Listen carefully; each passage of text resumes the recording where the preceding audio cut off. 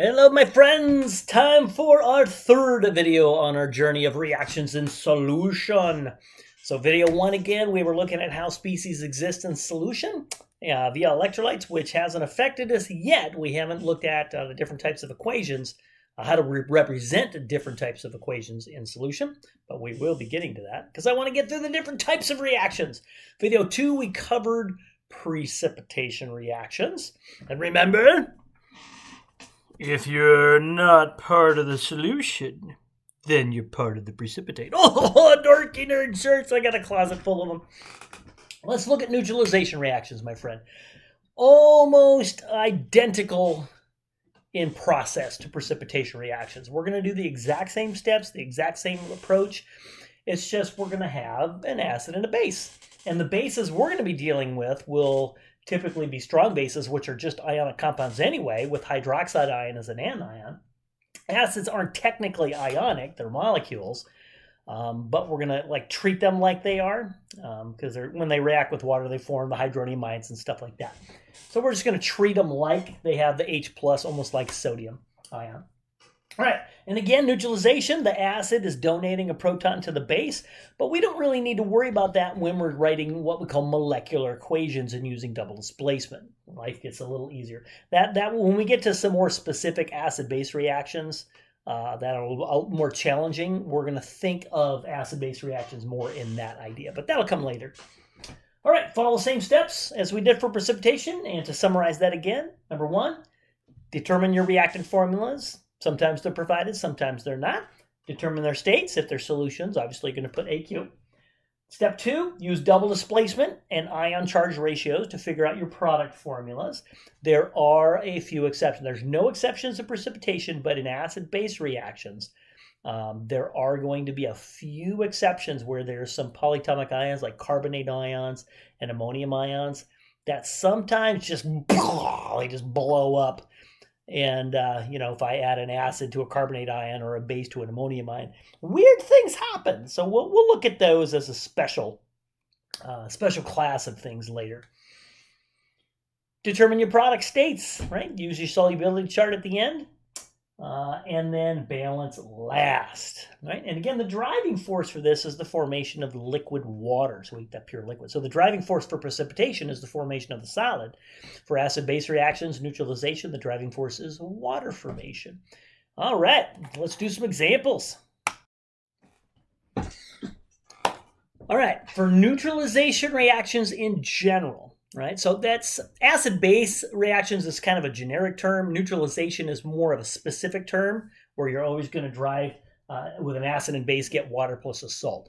But if you put the exceptions in there where certain polyatomic ions just blow up and whatnot, so we kind of put that under the acid-base reaction category. But they're used interchangeably. But we're always going to get the, and again, the H+ from the acid and the OH- from the base. That's where our water is going to come from. And then some salt, which may be soluble or insoluble, aqueous or solid. You need your solubility chart for that one. Most often it's going to be soluble.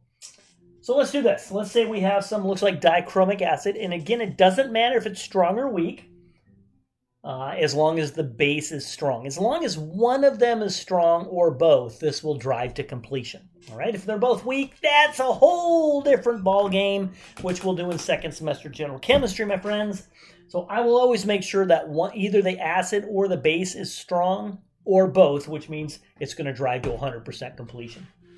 But when we're predicting the products, we don't care if it's strong or weak. Strong and weak will react the same way. All right, so we got dichromic acid. That's our acid, and sodium hydroxide, which is our base. Exactly like we did for precipitation, let's identify our ions. Ready? So I've got, now we're going to treat this as H+, even though in water it doesn't exist as H+. Right? This is dichromate, Cr2O7. If you don't know the charge, just look at the number of hydrogens. Hydrogens are +1. There's 2 of them, so that must be a 2- charge. It's better to have your polyatomic ions memorized. Get out your little note cards or your phone or however you guys study. I was a note card guy, or a piece of paper. I'd carry a piece of paper folded up in my pocket. I'd summarize the chapters and stuff, and I just carried it around with me all the time. By the end of the semester, it was just this ragged little piece from folding and unfolding. Every time I ate breakfast or was walking across campus or standing in line, I would just pull that out. You know, if I hit a stoplight, I'd pull that out and just work through it, just memorize it. Worked for me, brute force method. That's how I memorized my lines when I was in shows or singing music. Sodium, of course, we know is a +1. Hydroxide's a -1. There we go. Let's do our double displacement. Obviously, the two cations won't together. The two anions won't go together. We will have the inner ones go. So we're going to get sodium dichromate. Sodium's a +1. Dichromate's a -2. So I need 2 sodiums. So let's erase that. Bye-bye. And then we're going to get the H plus and the OH minus. Can you see where the water comes from? So let's circle those. Boop, boop, boop, boop. And that's where the water plus the salt will be the sodium dichromate, right? Just a cation. Salt's just a cation anion. It's an ionic compound. So let's put our water over there. And that will be pure liquid. So you're not going to see that on the solubility charts for ionic compound products. And that should be pretty obvious. That's our driving force. Let's look at our second product. Sodium. We need 2 sodiums for every dichromate. So we're going to get Na2. Oops, I forgot my A. I almost did nitrogen. That would not have been good. Cr2O7. Let's check the state on sodium dichromate. Well, that's a periodic table. That ain't going to help. All right, what do we know about sodium salts? They don't form precipitates ever. Never. No exceptions. And for my class, that would be all the alkali metals. So that's going to be AQ. So if I did this reaction, I don't have any dichromic acid on me, but any acid base like that, typically, they're 2 clear colorless solutions. You mix them together, shake it up. Doesn't look like diddly squats happening. You don't see any particles. You don't see flame or heat, no color change, but if you feel it, it feels warm, sometimes hot. That formation of water is such a low energy product. You're starting here and moving down in energy. Pretty crazy. I have a meowing kitty cat. I'll be right back. Balance that for me while I go see what my cat wants. I'm back. All right. Let's see. We got, now the hydrogens are going to be tough. See, the hydrogens are in 2 different species on this side, so that's a little harder. I'm going to do I always like to do my metals first. So I got 1 sodium here, but 2 there. So I'm going to need a 2 here to balance my sodiums.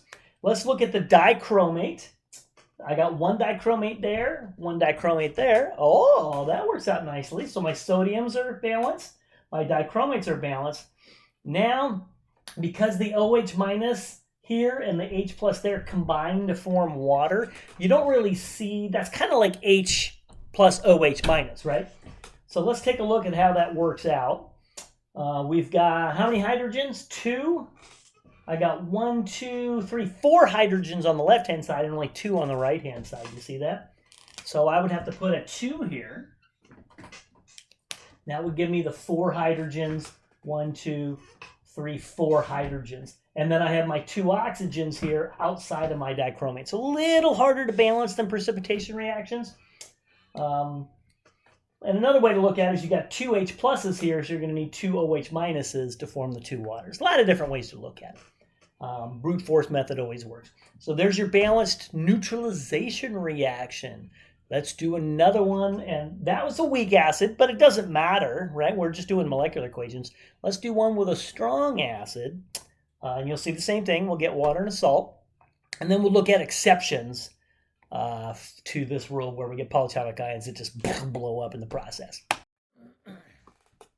All right, guys. Write the equation for the reaction between perchloric acid solution and nihonium. What's that?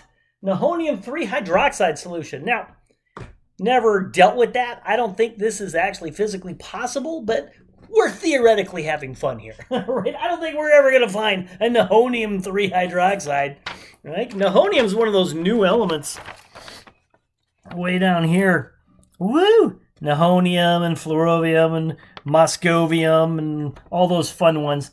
So I doubt that even lasts long enough to form a compound with, but we'll have some fun. And let's just pretend we have a solution of nihonium 3 hydroxide. Do it for kicks and giggles. Just run with it.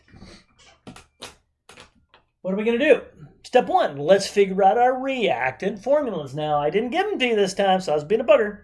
Let's do it. Perchloric acid. So perchloric, so that comes from perchlorate, which is ClO4 minus, which is a -1. So we're going to have HClO4. That's our perchloric acid, right? The 8 becomes ic. If you don't remember that, go back to the nomenclature rules. We're going to react that with nihonium 3 hydroxide. We know hydroxide's a -1. Nihonium's a 3, so it takes 3 hydroxides. What the heck was the symbol for nihonium? Some weird stuff. Looks like NH there. And on an exam, you'd spend like 5 minutes going, I can't find nihonium on the periodic table. There are some periodic tables you won't find it because they haven't updated it yet. Was that NH? I just looked at the dumb thing. Yes. So NHOH3. Now, from the periodic table, from the solubility chart, we would predict that to be a precipitate or a solid. But it's specifically, remember, in my class, we're using this for products only. Products only. It says solution. So write AQ, all right? In this class, we're only going to use that solubility table for products. Let's go ahead and figure out what we're going to get. We know perchlorate is ClO4 minus, and that's H plus. So we did step 1. Now step 2, let's figure out the ions, do double displacement, and use the ion charge ratios to figure out the products. Nihonium we know is a +3. Hydroxide is a -1. Again, highly recommend you do this. Let's do the outer ones. Oh, there's our water. All right, so we know we're going to get water as one of our products. So let's write that down. Now I'm out of room here. So let's squish the water there. Oh, smoosh it. Smoosh it, smoosh it. And our second product, what do we got? Do the cation first. Nihonium 3 with the perchlorate. Whatever your method is for doing double displacement. Perchlorate's a -1 and nihonium's a +3, so I need 3 perchlorates with that 1 nihonium. I'm going to add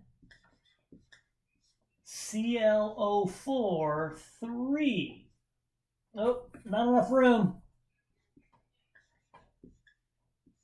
ClO4 3. There we go. I needed room for my state over there. So let's predict the state for nihonium. I know nihonium's not in here, but I do know perchlorate's here, right? Those oxyanion series. I would also include like the bromates and perbromates. So they don't form precipitates. They're just too big. Low charge, too big. Very small attraction. So that's going to be AQ. So if we did this in lab, it'd look like water mixing with water and it would just feel warm. All right. Step 3. Now step 4. Let's balance this. I've got 1 nihonium, 1 nihonium. I got 3 perchlorates, so I need a 3 in front of here, don't I? So let's pop a 3 in front. Let's do that in this color. Boop. And that gives me, if that's 3 H pluses, it would require the 3 OH minuses. Oh, that worked out pretty nice, which means we would need a 3 there. So that would give us 6 hydrogens. 1, 2, 3, 4, 5, 6 hydrogens, right? And then 3 oxygens outside of the perchlorate. A little trickier to balance, but not too bad. 3, 1, 3, 1. There you go. Let's look at a few exceptions to the neutralization. So we're not, I mean, I guess you could call them neutralization, but we're going to call them more acid-base reactions. So certain unstable polyatomic ions that just get blasted when you add acid or base to them. Be right back. All right, guys. Whew, let me get all the cat hair out of my face. Woo, lots of cats. Here we go. Some special reactions for acids and bases, or exceptions to the rules, right, of the salt plus water. That's typically what we're going to do. Probably the most common one you're going to find, you've probably done in your life, cooking, carbonates and bicarbonates. So you probably, if you're cooking cakes or pastries, one of my daughters loves to cook cakes, cupcakes, those kinds of things, where you put in the baking soda, I think it is. I am not a cook, but it's sodium bicarbonate. And when you, in chemistry, if we react that with a strong acid, I'm not sure how it works with the cooking and stuff, but the bicarbonate or hydrogen carbonate ion breaks asunder and gives you carbon dioxide gas, and the bubbles make the cake rise. That's about the extent of my cooking knowledge, other than I can make some killer macaroni. Yeah, there we go. I can make a good omelet too, and French toast. Morning foods. So just remember, if you ever see carbonate or bicarbonate or hydrogen carbonates, whatever the cation is, potassium carbonate, sodium bicarbonate, I don't care what the cation is, it's irrelevant. If the hydrogen, H plus, or hydroniumide, depending on how you're writing that, reacts with one of these, red flag that, go, ooh, that's that exception where CO2 gas comes out of there. Or you can think of it, it forms H2CO3, which is an unstable acid, breaks apart into CO2 and water. So in these reactions, the acid plus these bases would give you water, salt, and CO2 gas. So it's a little bit different than you would imagine. Almost exactly in parallel to that would be sulfites, not sulfates, that's SO4 minus, sulfites. You see the parallel with the carbonate? And hydrogen sulfite or bisulfites, which parallels the hydrogen carbonates, almost just change the carbon to a sulfur. You add those with a strong acid, the exact same thing. You get the gas, but instead of CO2, you get SO2. Just switch the carbon with a sulfur. And man, does that stuff smell nasty. CO2 is colorless and odorless. SO2 is odorless. Oh, I got a whiff of that in lab.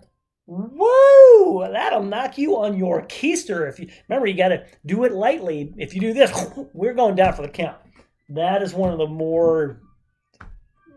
I don't even know what the word is. Debilitating, horrific things I've ever smelled. All right, ammonia. So again, if you see those, little red flag. Right on. If you see the ammonium ion reacting with a strong base, a lot of times you'll note it in lab because you'll be like, oh, mix those together, and you're like, oh, why do things smell so bad in chemistry? That smell, that distinctive ammonia odor, right? Smells like a cat litter box that hasn't been changed for a week, or I remember when I was a kid, my mom would do hair perms in the sink in the kitchen, and it would just have this nasty odor. That was ammonia coming out of there. So I got a sniff of that when I was a kid. Some cleansers, things like that. But you get NH3 gas, so you can see where that comes from, right? So the base, the OH minus, extracts an H plus, and you're left with NH3. Oh, I'm not going to do any specific ones for you because we're going to do those in lab, my friends. I got to leave the exciting adrenaline rush of discovery in the laboratory. But just flag these down. Carbonates, bicarbonates, sulfates, bisulfites, and sulfites. I can see why they're saying hydrogen sulfite now instead of bisulfate. I come from decades ago where they did the bi part. And then ammonium ions. So I think sulfides do as well. I think sulfides with acids, the S2 minus, you get H2S gas, which smells just as bad as that one. But I didn't have room on the board, so we're good. All right, I'm going to do one more thing for acid-base reactions, because right now we're doing neutralization reactions where you've got a acid-base, one of them or both are strong. Well, what if they're both weak? Going to be more of a second semester general chemistry question, but I want to show you the acid-base table that's in our general chemistry notebook. I think it's on page 3. It's also a handout I have, so I'll go get that handout and show you how to, just briefly, I'm not going to go in gory detail on it, how to predict the products if you have a weak acid with a weak base. It's a little bit trickier. Something that might pop up, kind of more of an introduction to next semester. We're not going to worry about this too much for this class, is what if you have a weak acid with a weak base? What do you do? Oh no, it's not going to drive to completion. So we really would need reversible arrows like a weak acid ionizing in water, which technically is one. You have weak acid with water functioning as a weak base. You get the idea here, right? So you're going to need this acid-base table. And this is not a complete table in any way, shape, or form.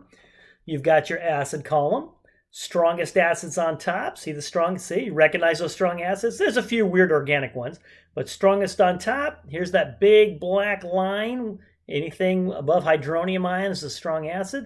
Then you got the weak acids getting weaker, and then the super weak acids down below. They're weaker than water, right? So you can see here, the product after H plus transfer is just the adjoining, I don't know if that's a word, adjoining column. It just sounded like a good one. So if I did say ammonia plus water, let's see if we can find ammonia. Here's the base column, right? So acids are here, strongest on top, weakest on the bottom. Bases are here, but it's opposite, weakest on the top and strongest on the bottom. See the strong bases? They're stronger than OH minus. Woo! Those are pretty strong. So we're looking right now in this, below that black line and above that black line. So these are the weak acids and weak bases. What if these are reacting with each other? Well, you just look for them, right? So do you see ammonia there? That's in the base column here. If that reacts by taking an H plus, it forms NH4 plus in the adjoining column. And if it reacts with water as an acid, that will form OH minus in the adjoining column. That'd be a weak base ionizing in water. If we did a weak acid like HF, right, that would form F minus, and then the water would form H3O plus. Right? Works out great. And then you just put reversible arrows on there and you're good to go. So we could pick any two species. So find this table for me. And then we'll do a couple examples and we'll be done with acid-base reactions. All right, let's give this table a shot. We won't be doing these in the lab. All right, let's take the hydrogen oxalate ion, is that what that is? Plus the cyanide ion. Not intuitively obvious this is an acid-base, right? Because you're like, well, which one's the base? I don't see any hydroxides. Oh, no! Well, let's take a look. It's not always acid plus base. I might go base plus acid, mix it up. But we can look at the table. Now, if you're stuck between these two, that one's probably going to be the acid because it's got the hydrogen to donate. That would be my guess. So that's going to donate. Wow.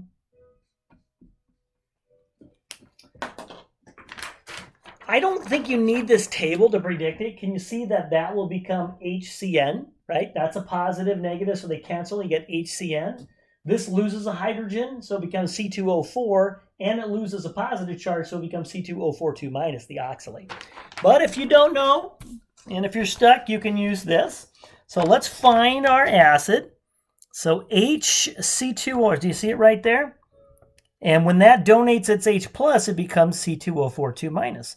And then look for CN minus in the base column, right? So here's the acid column, here's the base column. So there's my acid. And then here's my base. That will form, it picks up the H plus and forms HCN. Right? So it matches out. You can do it intuitively or you can use that table. So let's form the C2O42 minus. And an ion by itself has to be AQ, right? It can't be any other phase by itself. And then we're going to get HCN. And the good thing about these, I dropped my pen cap, these are already balanced. And because it's weak with weak, let's draw these reversible arrows. So this is my acid. This is my base. Now we'll find out next semester that these are called conjugates, what they form. So the acid becomes the conjugate base. So if in the reverse direction, that donates a proton to that, this is your acid and that's your base in the other direction. So we call these conjugates. So this would be the conjugate acid. And this would be my my board's going all over the place.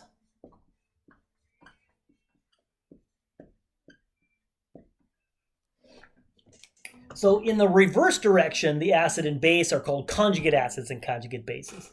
So the acid becomes the conjugate base, the base becomes the conjugate acid. That's more of a second semester general chemistry term, so just kind of introducing it to you, planting a seed. Let's try this one. Obviously, that's going to be my acid. It's the one with the hydrogen. So this is going to donate an H plus this direction. So this will be my acid, weak acid. And that'll be my weak base. Can you see? This will give you NO2 minus. You lose the hydrogen and a positive charge. This picks up a hydrogen, so it's HPO4. It was a 3 minus, but it gains a positive charge, so it becomes HPO4 2 minus. Right? And since they're weak, we can't say they're going to completion. And if you need to use the table, let's find our acid. Acid column. Do you see HNO2 right there? So that's going to become its conjugate base, NO2 minus. And then let's look in the base column for the, what is it, phosphate? There's phosphate. It picks up a hydrogen, becomes HPO4 2 minus. That's your conjugate acid. So here we go. So that picks up, so we get HPO4 2 minus. And that loses it, so you get NO2 minus. And again, this would be my conjugate base. And this would be my conjugate acid. There's your intro to what do you do if you've got two weak species. Oh, what did I forget? Wah, wah. Goes both ways. And we're going to look at that quite heavily in equilibrium in second semester general chemistry. There's neutralization for you. So let's do, now that we've looked at the two biggies, we haven't done redox yet. We'll do redox as a whole separate story. Let's look at equation writing, the three different types of equations. Yay!